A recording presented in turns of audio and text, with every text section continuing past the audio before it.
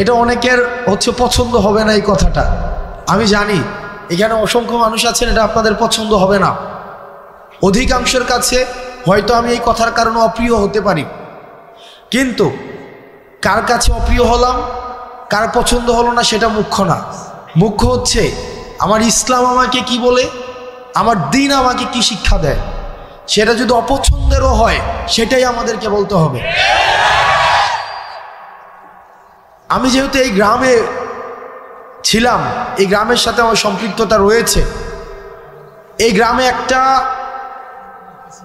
এক ধরনের অর্থনৈতিক বিনিময় প্রচলিত রয়েছে। সম্মানিত দর্শক মণ্ডলী, আপনারা সবাই কেমন আছেন? আশা করি আল্লাহর রহমতে ভালো আছেন। আমি আপনাদের সামনে এখন আমাদের স্নেহের ছোট ভাই জনাব হাসনাত আবদুল্লাহ, বৈষম্য বিরোধী ছাত্র আন্দোলনে যিনি নেতৃত্ব দিয়েছেন, যার ভূমিকা অপরিসীম, আজ অবধি যিনি তার কণ্ঠ বৈষম্যর বিরুদ্ধে চলমান আছে, অন্যায়ের বিরুদ্ধে যিনি কথা বলতেছেন, এবং আমি আশা করি ভবিষ্যতেও তার কণ্ঠ চলমান রাখবেন, সেই হাসনাত আবদুল্লাহ কুমিল্লার দেবিদ্বারে একটি মাহফিলে কি বলেছেন, চলেন তার বক্তব্যটি শুনে আসি। যদিও তিনি একজন সাধারণ শিক্ষায় শিক্ষিত ঢাকা ইউনিভার্সিটির ছাত্র, কিন্তু মাশাআল্লাহ তার কথা শুনে আমি নিজে মুগ্ধ হয়ে গেলাম, এবং কি আপনারাও মুগ্ধ হয়ে যাবেন। তার চিন্তা চেতনা, তার ধ্যান ধারণা, মাশাআল্লাহ মাশাআল্লাহ, আলহামদুলিল্লাহ। আল্লাহ তাকে নেক হায়াত দান করুক। চলেন, যেটাকে আপনারা নাম দেন পত্তন, এটাকে আপনারা যে নামেই ডাকেন না কেন, এটা সরাসরি সুদ। আমার পরিবার সহ আশেপাশে অনেকে আছে এই ধরনের বিষয়ের সাথে সম্পৃক্ত ছিল, কিন্তু আমরা যখন বুঝেছি, আমরা যখন পড়াশোনা করে জেনেছি, আমরা যখন আলেমদের থেকে পরামর্শ নিয়েছি, বিশ্বাস করেন যেই দিন থেকে আমরা এই পথ থেকে ফিরে এসেছি, বরং সচ্ছলতা আরো বেশি প্রশস্ত হয়েছে। কসম করে বলছি, আপনারা জানেন আমার বাবার অর্থনৈতিক অবস্থা, আমার দাদাদের অর্থনৈতিক অবস্থা। যেই দিন থেকে এই জায়গা থেকে আমরা ফিরে এসেছি, আমাদের অর্থনৈতিক যে সচ্ছলতা, আমাদের নিয়ামত সৃষ্টিকর্তা আমাদেরকে যেভাবে দিচ্ছেন, আমরা প্রতিনিয়ত আল্লাহর কাছে অকৃত্রিম কৃতজ্ঞতা প্রকাশ করি।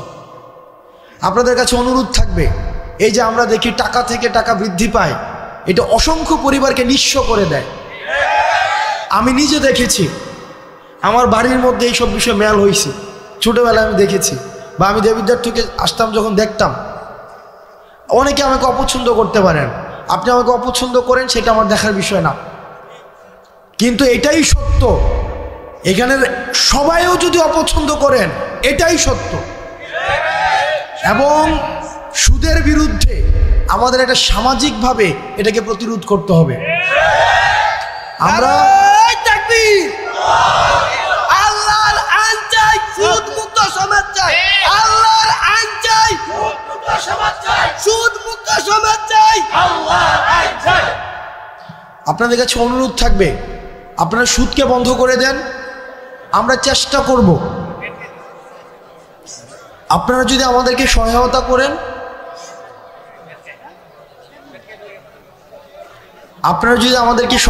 করেন, আমরা আমার জায়গা থেকে চেষ্টা করব সামাজিক যেই ঋণকে সহজলভ্য করা, সামাজিক ঋণ প্রদানকে সহজলভ্য করা। আপনাদের কাছে মনে হতে পারে যে এটা তো একটা মাহফিল, ইসলাম তো পূর্ণাঙ্গ দিন ব্যবস্থা। ইসলাম আমার দুনিয়া নিয়েও কথা বলে, দুনিয়া পরবর্তী বিষয় নিয়েও কথা বলে। আমাদের দুইটারই সমন্বয় ঘটাতে হবে। আমি আমার ক্ষুদ্র জ্ঞানে, আমি যেহেতু সামাজিক সমস্যাগুলো আমার কাছে মানুষ নিয়ে আসে, আমার যেহেতু দৃষ্টিগোচর হয়, সেজন্য আজকে আপনারা শপথ করেন যার এই ধরনের টাকা বিনিয়োগ রয়েছে পত্তর নামে, সুদ নামে, সেটা আর খাবেন না। আমরা ঋণকে সহজ করে দেব। আমিও বুঝতেছি যে আপনারা অনেকক্ষণ ধরে অপেক্ষা করছেন, যে আপনাদের যার বক্তব্য শোনার জন্য আসছেন রফিকুল ইসলাম মাদানী সাহেব, উনি এই যে আপনাদের পিছনের বিল্ডিংটায় আছেন, মানে এই যে আপনার পিছনের বিল্ডিংটা, একটা মানুষ 8 ঘন্টা জার্নি করে আসছেন, 8 ঘন্টা, তো ওনার কিছু জরুরাত হইতে পারে, তো উনি আবার বক্তব্য দিবেন। উনি 3.5 ঘন্টা কথা বলেছেন, 3.5 ঘন্টা, যেটা আসলে আল্লাহ ওনাকে রহমত এবং বরকত দিন। এই যে মসজিদটা আমাদের, যেটা 4 বছর হয়েছে মসজিদটা, এই মসজিদে গত 2 দিন আগে আমাদের এই উপজেলার জন্য 5 কোটি টাকা বিশেষ বরাদ্দ দেওয়া হয়েছে। তো ইউনু মহোদয়ের সাথে কথা বলে, এবং দেবিদ্বার উন্নয়ন ফোরাম নামে আমাদের একটা সংগঠন রয়েছে, আমরা এই দুইটার সমন্বয়ে বাকি যে কাজটা রয়েছে এই বিষয়টা সুসম্পন্ন করার ক্ষেত্রে আমি আমার জায়গা থেকে সর্বোচ্চ সহযোগিতা করব। আলহামদুলিল্লাহ। বাকি যে কাজটা রয়েছে আমরা প্রত্যাশা করি খুব দ্রুততম সময়ের মধ্যে ইনশাআল্লাহ আমরা এই কাজটাকে শেষ করতে পারব। আর আপনারা এখানে যারা আছেন অধিকাংশ মানুষ হচ্ছেন আমাদের আশেপাশের গ্রামের, কেউ হচ্ছেন আমার বাবার বয়সের, কেউ আমার বাবার সাথে চলাফেরা করেছেন, আমাদের চাচাদের সাথে চলাফেরা করেছেন, কেউ আমার দাদার বয়সের, আসছি আজকে অনেকে আমার দাদার কথা বলছিলেন। এই গ্রামের সবাই আত্মীয়, কোনো না কোনোভাবে সবাই আত্মীয়। রফিকুল ইসলাম মাদানী সাহেব উনি আসছেন।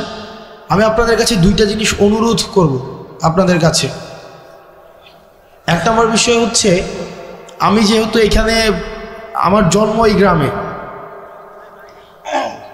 আমি এই গ্রামে মাঝে মাঝে, যদিও আমি দেবিদ্বারে বড় হয়েছি, ক্লাস 2তে আমি বাসায় দেবিদ্বারে চলে যাই, কিন্তু দুঃখজনক বিষয় একটা এই গ্রাম সম্পর্কে বা আশেপাশের গ্রাম সম্পর্কে, সেটা হচ্ছে যে আমরা পড়াশোনার ক্ষেত্রে আমরা এই গ্রামের মানুষ বা আশেপাশের কয়েকটা মানুষ অনেক বেশি পিছিয়ে আছি, অনেক বেশি। সেটা হতে পারে কয়েকটা কারণে। 1 নম্বর কারণ হচ্ছে যে এই এলাকা থেকে বিদেশে যাওয়ার সহজলভ্যতাটা অনেক বেশি। এটা ইতিবাচক যে মানুষ কর্মসংস্থানের জন্য মধ্যপ্রাচ্যে যাচ্ছে। আমার বাবা গিয়েছেন, এবং এখানে যারা আছেন আমাদের এই যে আমরা অর্থনৈতিকভাবে তুলনামূলকভাবে অন্যান্য এলাকা থেকে আমরা স্বাবলম্বী, এটা ঠিক, কিন্তু শিক্ষার ক্ষেত্রে আমরা অনেক বেশি পিছিয়ে আছি। আমি কিছুদিন আগে শুনেছি যে আমার যে স্কুলটা রয়েছে হাই স্কুল, সেখানে পাশের হার এটা অপ্রত্যাশিতভাবে কম। সারা বাংলাদেশে যেখানে এখন শিক্ষাক্ষেত্রে মান অনেক উঁচু, সেখানে পাশের হার অনেক বেশি কম। আমাদের গোপালনগরে আরেকটা মাদ্রাসা আছে, সেখানেও অপ্রত্যাশিতভাবে পড়াশোনার মান খুব বেশি উন্নত নয়। তো আমাদেরকে দিনী শিক্ষা এবং প্রচলিত যে শিক্ষা ব্যবস্থা রয়েছে, এই 2টার মধ্য দিয়ে আমাদের নিজেদেরকে নাগরিক হিসাবে তুলে ধরতে হবে। সেই জায়গা থেকে আপনাদের কাছে অনুরোধ থাকবে, পড়াশোনার ক্ষেত্রে আপনারা যদি আপনাদের সন্তান, আপনি নিজে, আপনার ভাই বোন বা অন্যান্য কোনোভাবে যদি আপনারা মনে করে থাকেন কোনো সীমাবদ্ধতা রয়েছে, কোনো প্রতিবন্ধকতা রয়েছে, ইনশাআল্লাহ আপনারা আমাদেরকে জানাবেন। এই গ্রামে অসংখ্য মানুষ আছে, অন্তত 5টা শিক্ষার্থীকে অর্থনৈতিকভাবে আজীবন পড়ানোর ক্ষমতা সম্পন্ন মানুষ আছে। আমি অন্তত আপনারা আমাকে জানাবেন যে আমার ছেলেটা পড়তে চায়, আমার ভাতিজাটা পড়তে চায়, সে আমার বোনটা পড়তে চায়, আমার নাতিটা পড়তে চায়, কিন্তু আমরা অর্থনৈতিক সীমাবদ্ধতা বা পারিপার্শ্বিক সামাজিক প্রতিবন্ধকতার কারণে আমরা সেটা পারছি না। আপনারা আমাদেরকে জানাবেন, আমরা সেটার যথাযথভাবে, আমরা সমন্বিতভাবে, যারা আছেন এখানে, আমাদের সোহাগ কাকা আছেন, এখানে অসংখ্য মানুষ আছেন, এই নাম মেনশন করলে আমার অনেক, এটা লিস্ট হয়ে যাবে, আমি নাম মেনশন করতে চাচ্ছি না। আমরা সহায়তা করবো ইনশাআল্লাহুল আজিজ। কখনোই যেন মানে আপনাদের আর্থিক কারণে পড়াশোনা যেন না থেমে যায়। হুজুর আসতেছে,